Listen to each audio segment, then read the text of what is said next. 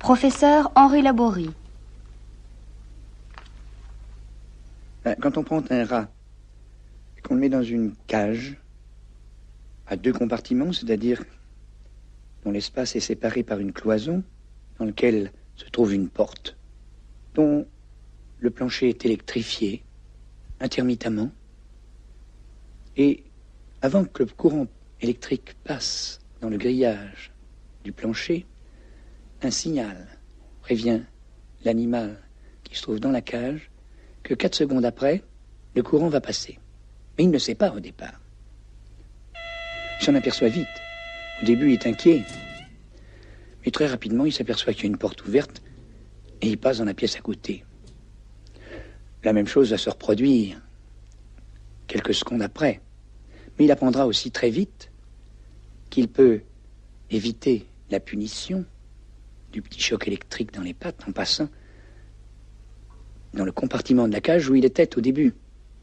Cet animal, qui subit cette expérience pendant une dizaine de minutes par jour, pendant 7 jours consécutifs, au bout de ces 7 jours, va être en parfait état, en parfaite santé. Son poil est lisse, il ne fait pas d'hypertension artérielle, il a évité par la fuite la punition. Il s'est fait plaisir, il a maintenu son équilibre biologique.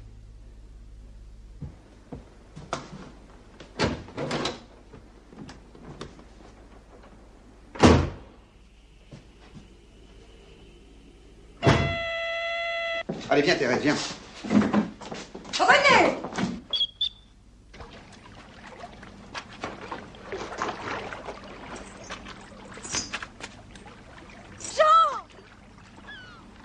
Ce qui est facile pour un rat en cage est beaucoup plus difficile pour un homme en société. Dans cette seconde situation, la porte de communication entre les 2 compartiments est fermée. Le rat ne peut pas fuir.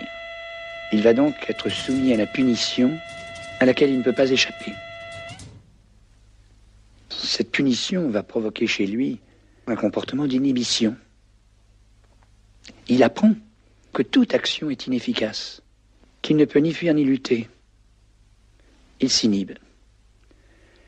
Et cette inhibition, qui s'accompagne déjà chez l'homme de ce qu'on appelle l'angoisse, s'accompagne aussi dans son organisme de perturbations biologiques extrêmement profondes. Si bien que si un microbe passe dans les environs, s'il en porte même sur lui-même, alors que normalement, il aurait pu les faire disparaître, là, ne le pouvant pas, il fera une infection. S'il a une cellule cancéreuse qu'il aurait détruite, il va faire une évolution cancéreuse.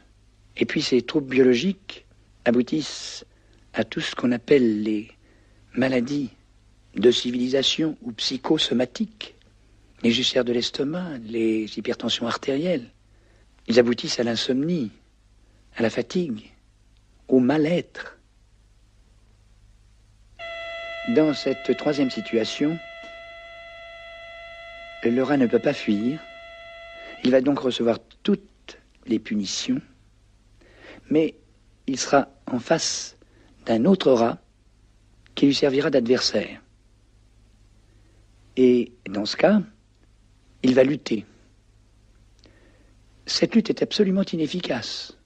Elle ne lui permet pas d'éviter la punition, mais il agit. Un système nerveux, ça ne sert qu'à agir. Ce rat ne fera aucun accident pathologique de ceux que nous avions rencontrés dans le cas précédent. Or, chez l'homme, les lois sociales interdisent généralement cette violence défensive. L'ouvrier qui voit tous les jours son chef de chantier dont la tête ne lui revient pas, il ne peut pas lui casser la figure parce qu'on lui enverrait les agents. Et puis il faut bien qu'il y ait un chef. Il ne peut pas fuir parce qu'il serait au chômage. Et tous les jours de la semaine, toutes les semaines du mois, tous les mois de l'année, tous les années, quelquefois qu'ils se succèdent, il est en inhibition de l'action. L'homme a plusieurs façons de lutter contre cette inhibition de l'action. Il peut le faire par l'agressivité. L'agressivité n'est jamais gratuite. Il est toujours en réponse à une inhibition de l'action. Non, je bougerai pas.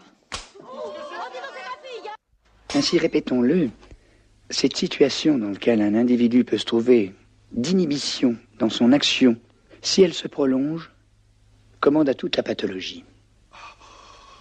Les perturbations biologiques qui l'accompagnent vont déchaîner aussi bien l'apparition de maladies infectieuses que tous les comportements de ce qu'on appelle les maladies mentales. Quand son agressivité ne peut plus s'exprimer sur les autres, elle peut encore s'exprimer sur lui-même de deux façons. Il somatisera, c'est-à-dire qu'il dirigera son agressivité sur son estomac, où il fera un trou, un ulcère de l'estomac. Sur son cœur et ses vaisseaux, il fera une hypertension artérielle, quelquefois même des lésions aiguës qui aboutissent aux maladies cardiaques brutales, les infarctus, des hémorragies cérébrales, ou des urticaires, ou des crises d'asthme. Il pourra aussi orienter son agressivité contre lui-même d'une façon encore plus efficace. Il peut se suicider. Et quand on ne peut pas être agressif envers les autres, on peut par le suicide être agressif encore par rapport à soi.